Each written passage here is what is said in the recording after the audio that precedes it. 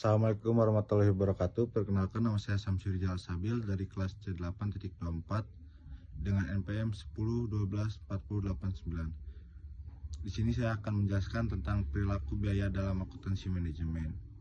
Yang pertama ada pengertian perilaku biaya. Perilaku biaya adalah pola perubahan biaya ketika tingkat aktivitas perusahaan berubah tinggi.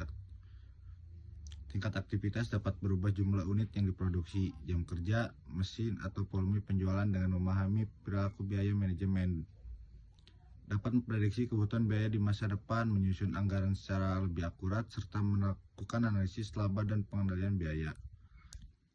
Dan yang kedua ada jenis-jenis perilaku biaya, yaitu yang A, biaya tetap atau fixed cost, yang artinya ada biaya tetap adalah biaya yang jumlah totalnya tidak berubah meskipun terjadi perubahan volume aktivitas selama masih berada dalam bentuk kisaran kapasitas yang relevan.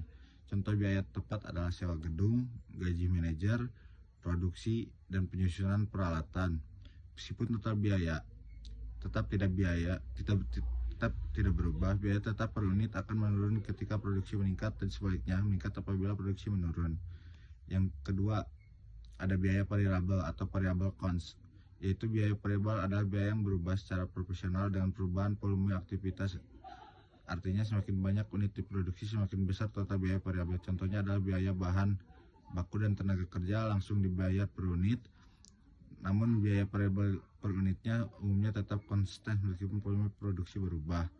Yang ketiga ada biaya semi variabel atau biaya campuran mixed cost, yang artinya adalah biaya campuran adalah biaya yang memiliki unsur biaya tetap dan biaya variabel secara bersamaan. Contohnya adalah biaya listrik pabrik yang memiliki banyak minuman sebagai biaya tetap, ditambah biaya tambahan berdasarkan jumlah pemakaian untuk menganalisis biaya campuran perusahaan dan menggunakan metode Haig-Lau atau regresi atau pemisahan berdasarkan analisis histori. Yang keempat ada biaya bertingkat atau step cost, yaitu biaya bertingkat adalah biaya yang tepat pada level aktivitas tertentu, tetapi melonjak naik apabila aktivitas melewati batas tertentu. Misalkan ketika perusahaan perlu menambah satu